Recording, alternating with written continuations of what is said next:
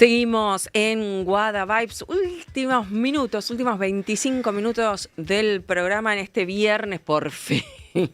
Por fin es viernes, pero se viene una semanita, bueno, todas las semanitas son intensas en Argentina, pero bueno, se viene una semana legislativamente muy importante, políticamente muy importante. El viernes que viene es la apertura de las sesiones ordinarias, así que nos estamos ocupando de este tema porque, bueno, recuerden que quedó congelado el mega DNU, que fue, digamos, el primer intento de reforma del gobierno, que volvió a comisión. Ya se conformó la comisión bicameral que tiene que analizar el DNU. Todo volvió a foja cero, digamos. Tienen que volver a debatir en comisión los diputados y los senadores que forman esta bicameral. Y bueno, hay que ver qué va a pasar con este DNU. Recién la diputada Judice nos decía que, bueno, iban a hacer énfasis en lo que ya se había consensuado, que fue hasta que se pudrió todo con el tema de los fondos fiduciarios, de desintegrar los fondos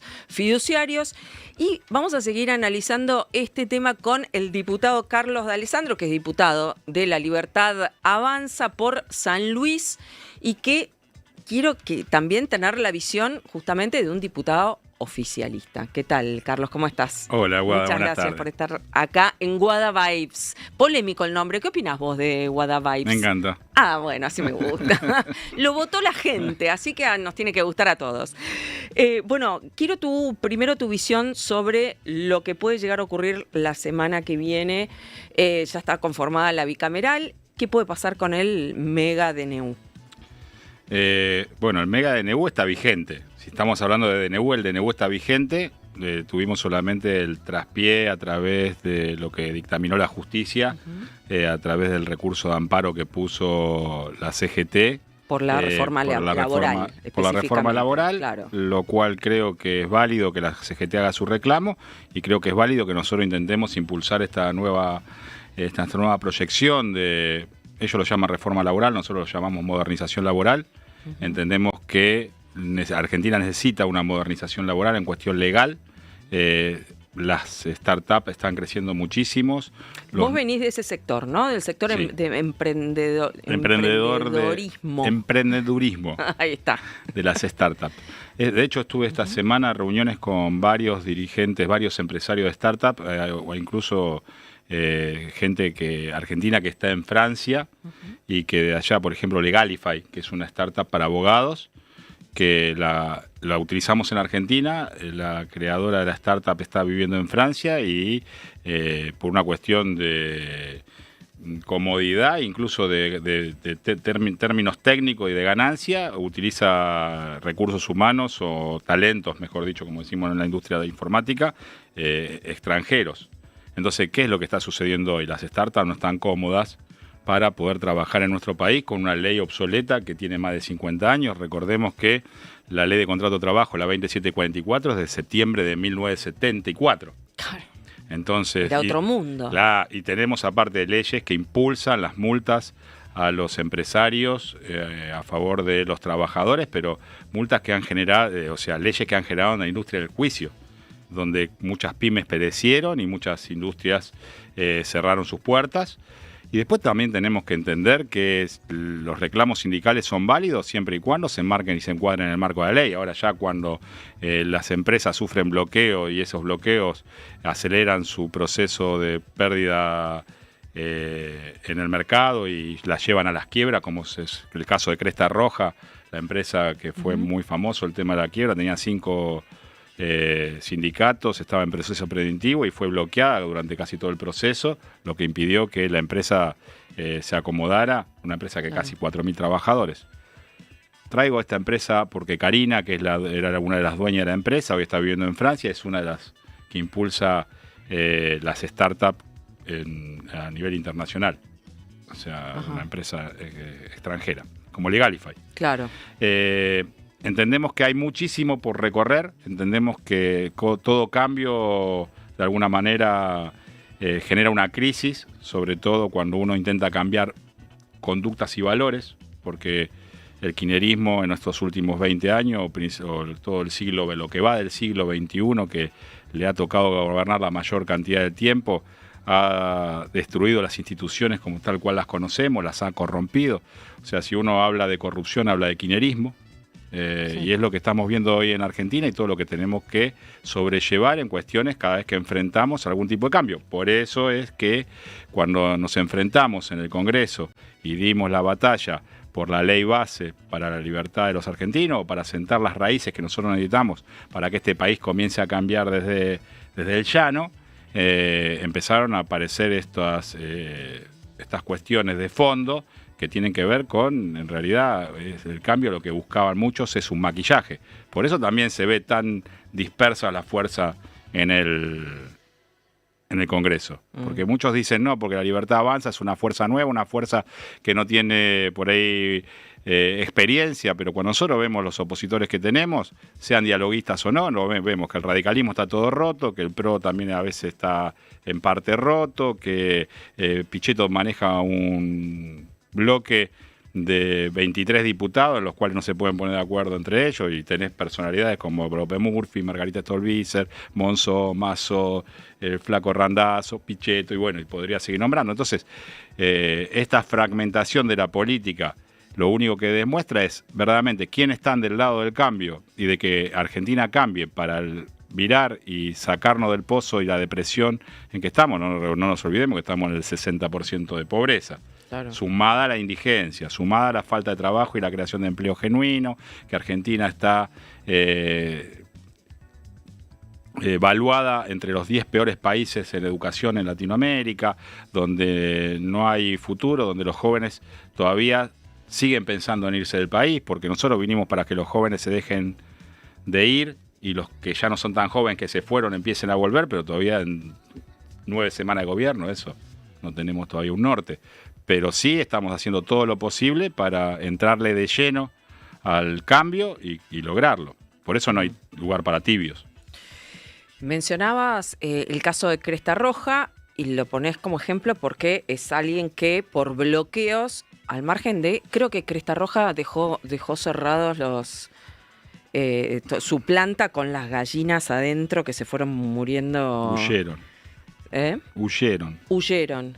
Sí, bueno, el costo lo pagaron las pobres gallinas que terminaron. También lo pagaron los trabajadores, 4.000 trabajadores. Comiéndose entre ellas. No, los trabajadores, por supuesto que ni hablar. Y el tema del bloqueo que este gobierno fue fuerte contra eso. Sí, nosotros fuimos muy fuertes. De hecho, yo defendí las modificaciones en la legislación penal en materia de seguridad, y uno de los puntos esenciales y sensibles era subir las penas por bloqueos sindicales, los cuales no estén encuadrados entre el marco del derecho a huelga, de 4 a 10 años, o sea... Claro. Sí, una cosa es la huelga, que es un derecho legítimo de los trabajadores, y otra cosa es bloquear... Las huelgas, las asambleas, las conciliaciones obligatorias, todo lo que demande, los paros, todo lo que demande en sentido común dentro de la ley todo, fuera de la ley nada, y el bloqueo no es algo que se pueda permitir. No, claro. ¿Y qué es lo que tiene que cambiar en la legislación laboral para ayornarse y, por ejemplo, beneficiar un sector en donde Argentina tiene mucho talento, como mencionabas, como es el de las startups? Bueno, por empezar, nosotros tenemos que entender que nosotros vivimos una revolución tecnológica hoy que es más que una revolución industrial. O sea, una revolución tecnológica viene a darnos cambios en los paradigmas tal cual los conocemos. No es difícil de entender porque ya lo vivimos esto cuando se creó la imprenta, allá por el principio del 1500. La imprenta fue una revolución tecnológica, modifica la cultura, la política, la economía, modifica todo lo que está a su alcance. Se transformó la economía a través del papel impreso con el papel billete en moneda. Se dejaron de utilizar el trueco, las monedas que se utilizaban en ese momento en cambio, el contrato impreso, el libre conocimiento a través de la impresión del libro. Y si nosotros hacemos un paralelismo con Internet, tiene mucho de eso. Ahora, lo que tenemos que entender que esta nueva metodología del trabajo, y esto lo dice Negroponte en un libro que escribió en la década del 60, que se llamaba Ser Digital, nosotros no nos tenemos que preocupar por lo que sucede acá, sino nos tenemos que preocupar por lo que sucede en el entorno. Entonces, hoy yo creo una startup acá y tengo prácticamente las mismas reglas de juego con una empresa de la era industrial del siglo XX, pero yo tengo la posibilidad de contratar talento en otro lado, Claro. y el talento que yo contrato muchas veces no tiene la misma situación de horario laboral, de tratamiento en lo que es sindical. O sea, son personas que trabajan prácticamente lo que hoy se viene a conocer como la uberización de la economía. O sea, nosotros vamos a una sociedad totalmente distinta, una empleabilidad totalmente distinta a la cual la conocemos. O sea, por la cantidad de recursos tecnológicos que día a día se nos aportan. Y esta aceleración en el proceso de la transformación de la empleabilidad hace a que nos quedan dos: o seguimos con la ley 2744 y creamos una ley para las nuevas empresas, o le damos a todos los trabajadores argentinos una oportunidad ayornando las leyes que nos dejaron o que tenemos. Entonces, la industria de la tecnología busca trabajar con banco de hora y no con horas extra. ¿Por qué? Porque los plazos de los trabajos de tecnología son plazos a término. Entonces, cuando yo termino, por ahí tardo en conseguir otro trabajo, pero lo tengo que terminar en un lapso breve de tiempo. No me sirve pagar horas extra, me sirve tener un banco de horas. Entonces, ese banco de horas hace que yo pueda proyectar y programar hasta que consiga un nuevo trabajo, que no siempre utilizo los mismos empleados, porque a veces necesito arquitecto de sistema, a veces necesito desarrollador de software. Depende para qué sirven las startups, el tema de los beneficios. Por ejemplo, nosotros estamos estudiando, ya que aprovechamos que Milei fue a Israel, nos pusimos a estudiar un régimen que tiene Israel a favor de las startups, donde, y esto es importante que lo entendamos, porque cuando hablamos de que no tiene que haber Estado, Israel desde el Estado impulsa un fondo de casi 100 millones de dólares para acelerar startups, que después las startups se las tienen que devolver en el momento de ser vendidas a sus dueños, y Israel vuelve a recuperar el dinero y vuelve a retroalimentar ese círculo. Pero lo empezó el Estado y ahora consigue el Estado que se aporten capitales privados para el desarrollo de esta empresa. Bueno, Argentina está muy lejos de eso. Entonces, no solamente es la ley de contrato de trabajo lo que tenemos que modificar para darle posibilidades a esta startup, sino también todo lo que es el régimen impositivo y todos los regímenes que regulan de alguna manera la economía, en beneficio a que Argentina podría ser pionero. Pensá que nosotros, por 40 millones de habitantes, tenemos 11 unicornios. Es un montón. Estamos hablando de empresas que valen más de 1.000 millones de dólares, que producen un incremento enorme para las riquezas de nuestra nación. De hecho, hoy Mendoza, que siempre fue vista por la industria vitivinícola, hoy Mendoza tiene la posibilidad de tener otra industria, que es la industria de la economía del conocimiento, la que le permite también generar más empleo, generar más formación y estar en el mundo de la tecnología, en el mapa dentro de las principales provincias argentinas que impulsan este tipo de negocios. Vos sos diputado por San Luis, por la provincia de San Luis. Lo acaba de denunciar el gobernador Claudio Poggi al hijo, uno de los hijos de Rodríguez Sá, por apropiación de tierras. ¿Qué es lo que pasa en las provincias con, por ejemplo, eran tierras indígenas, 60.000 hectáreas, que parece que se las apropió uno de los hijos de Rodríguez Sá en forma obviamente ilegal? ¿Qué es lo que pasa con el tema de las tierras indígenas en las provincias y todo el otro curro también que hay que desarmar, ¿no? Que es el tema de la ley de tierras y el tema de los pueblos originarios. Tu cara me... Bueno, tiene que ver con la ley de tierra, con los fondos fiduciarios que se utilizan para financiar todo tiene que ver con todo, es este tema de los curros. Guada, pensá esto. El día que se cayó la ley, o que retiró el gobierno la ley porque no se sostenía más los acuerdos y negociaciones que estábamos llevando adelante, habíamos tratado 5 artículos. Estuve acá con Agustín y con Alejandro. Y nosotros fuimos los primeros que tiramos el tema de por qué se había caído la ley en Neura y en el programa de Fantino. Que no era otra cosa que cuando llegamos al artículo 5, que nos pidieron que abramos por inciso, claro, y llegamos al inciso H, claro, que arrancamos con los fideicomisos, los fondos fiduciarios, donde yo calculaba que eran 10.000 millones de dólares lo que se estaban tocando, las cajas negras de las políticas y los curros de la política. Después, bueno, ahora saltó el tema de Grabois y otros temas. Que creo que puse acá el tema del ejemplo del fondo fiduciario de la capacitación por el tratamiento del fuego, que son 80 millones de dólares al año, que capacitaciones no hay. Claro. Entonces hay 80 millones de dólares que se pierden. Bueno, también pasa, por ejemplo, para sostener a los pueblos originarios. Ahora, Poggi que está denunciando que por esa ley de tierra, por ese apoyo a la ley que apoya a los pueblos originarios, y los fondos económicos que se dan para el desarrollo de las nuevas culturas o de la vieja cultura, pero que florezca de los pueblos originarios, en San Luis hay un cacique que es el hijo del gobernador saliente. Eso es lo que está denunciando Claudio Poggi, como para que la audiencia que nos está escuchando por la radio entienda. Lo tiene que probar.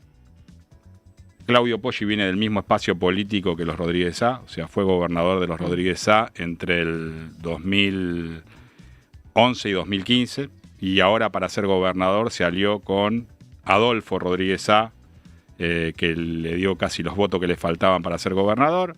O sea que en San Luis el cambio no es tan profundo como se piensa en los medios de comunicación. Fue una alianza entre Juntos por el Cambio y Rodríguez Sá. Sí, y Libre del Sur, un grupo piquetero, y el gen de Margarita Stolbizer, y los demócratas y algunos libertarios que apoyaron. O sea, fue una alianza en contra de el kirchnerismo. Sí, kirchnerismo más duro. Justicialismo devenido a kirchnerismo que representaba Alberto Rodríguez Sá. Que tampoco había sido kirchnerismo en su momento, pero se hizo ahora. Bueno, pero en esta, ¿cómo decirlo?, endogamia política que hay, ustedes también dentro de la Libertad Avanza tienen gente del kirchnerismo, lo tienen a Scioli como secretario de Turismo, tienen gente de Scioli en uno de los fondos fiduciarios, que no me voy a cansar de repetirlo. A ver, después me llaman crítico, pero lo dije hace poco en un programa de televisión en Diputado TV, o sea, no lo fui a decir a cualquier lado. Miré a los ojos la cámara y dije, dentro del PAMI todavía hay gente de la Cámpora en la segunda línea manejando el PAMI. Sí.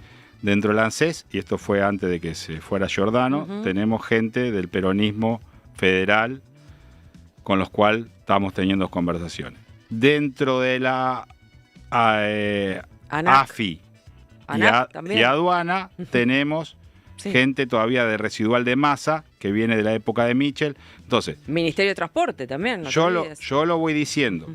O sea, me dicen que soy crítico. No soy crítico, le estoy avisando al presidente porque por ahí es la única forma que tengo de llegar al presidente y decirle las cosas. Ahora, entendemos que hace 60 o 70 días que estamos gobernando, que los cambios que tenemos que hacer profundos, que el Estado es muy grande y nosotros intentamos atomizarlo, minimizarlo para su mejor funcionamiento, y por ahí, si nosotros... Había una frase que dice, los hombres son todos buenos, pues si se los controlan son mejores. Bueno, lo dijo si Perón, lo podemos controlar, si los podemos controlar, por ahí no serían tan malos. Porque también hemos tenido críticas hacia el ministro de Economía, que también lo he defendido muchísimo, a Luis Caputo, que siempre dije que las instituciones funcionan, depende de quién las conduce. O sea, si las conduce Milei es una cosa, si la conduce otro presidente es otra. Pero en esos puestos, esta gente que obviamente es entendible, la Libertad Avanza es un espacio nuevo, no tiene el capital humano para completar todos los estamentos del Estado como se necesita, que son miles de personas, pero casualmente en estos casos que estás mencionando son todos del peronismo y no de otros partidos. No, bueno, tenemos de otro partido, lo que pasa es que el otro partido son un partido prácticamente aliado que nos ha ayudado a ganar la elección en el balotaje. Nosotros en las generales del 22 de octubre sacamos 30 puntos y los 26, 27 puntos que sacamos después en el 19 de noviembre vinieron prácticamente aportados por lo que fue por ahí una ayuda, puede ser, de Córdoba. Y sí, una ayuda muy fuerte de lo que hizo Patricia Bullrich, Ritondo, Macri, con respecto a darle el apoyo a Milei para buscar un verdadero cambio. No nos pasó lo mismo con el radicalismo. O sea, de hecho, el radicalismo, a través de su presidente, Lustó, estaban en contra de la forma y de que Milei sea presidente. Lo que sí entendemos es, bueno, nosotros somos un espacio nuevo, creado en menos esta fuerza política que llegó a la presidencia es creada en menos de un año, porque nosotros teníamos a Javier Milei y a Victoria Villarruel en diputados, pero territorialmente claro, en todo el país la armamos en menos de un año. Tenemos que crecer en este año que nos viene, porque dentro de un año estamos de vuelta en elecciones, y tampoco queremos llenar todos los cargos que tenía el Estado, porque no es nuestra voluntad que el Estado siga creciendo o mantener el mismo tamaño, por lo cual tenemos gente para poner, sí, tenemos gente para poner en todas las áreas, pero ¿cuánto tiempo la vamos a poner? Porque una vez que nosotros solucionemos el tema de la inflación, que el tema económico es una bomba de tiempo que dejó el kirchnerismo y que lo vienen solucionando muy bien desde los equipos económicos. De hecho, hemos tenido equilibrio financiero el último mes y tal cual como lo dije el 10 de diciembre cuando asumí, vamos a hacer todo lo posible para desacelerar la inflación o el proceso de hiperinflación en que nos dejó sumido el kirchnerismo, y lo estamos logrando porque si bien la inflación de diciembre fue muy alta y fue de 25 puntos, podría haber sido más alta si no hubiésemos tomado la medida que tenemos tomado. Podría haber llegado a 45 y venía corriendo muy rápida la inflación. Y en enero fue del 20 y estamos con un optimismo muy grande por cómo viene siendo manejado el proceso económico y cómo venimos siendo evaluados también por los acreedores, que vamos a llegar a una inflación mucho menor en febrero. Ojalá que estemos abajo del 15%, pero bueno, la idea era esa, era frenar esta bomba de tiempo, esta bola de nieve inflacionaria que nos habían dejado, y a partir de este momento empezar a tomar medidas económicas que por ahí mejoren rápidamente la vida de los argentinos. Para terminar, vos venís del sector privado, sos licenciado en Administración de Empresas, mencionábamos el tema de las startups. ¿Qué es hasta ahora lo más insólito que viste en el Congreso? Que te haya llamado la atención de cómo funciona la política, cómo funciona el Congreso en particular. Ay, tu cara. ¡Qué miedo, qué miedo! Lo insólito fue ver lo Máximo Kirchner trabajar en enero y febrero. Eso sí que es insólito, ¿no? Eso fue muy insólito. Eso fue muy insólito. Y después, bueno, la dinámica que tiene el Congreso, ¿no? El tema de los acuerdos. Si te voto esto, pero si me da lo otro. Todo se negocia. Es un acuerdo de negociaciones constante. Entendemos que en algún momento o punto puede llegar a funcionar, pero en este momento específicamente de la historia de los argentinos, donde no hay nada para negociar y no hay muchas cuestiones para acordar, porque todo lo que han acordado y lo que han negociado han sido todos negocios espurios y acuerdos para terminar con el 70% de pobreza prácticamente, si sumamos la indigencia de la pobreza. Tienen que entender y tienen que ver, porque es lo que dice Milei y no la ven, tienen que ver que la política ha cambiado y que los argentinos no están dispuestos a seguir tolerando las negociaciones de la política. En esta negociación, ¿viste alguno que negociando haya dicho una cosa y después en su discurso público haya dicho exactamente lo contrario? Vi gente que durante muchos años apostó por el cambio y contra el kirchnerismo y ahora se olvidó del cambio y votó junto con el kirchnerismo. No quiero dar nombres. Sí, pero no, sin nombres no va. Bueno, ejemplo, lo dije acá, Manes.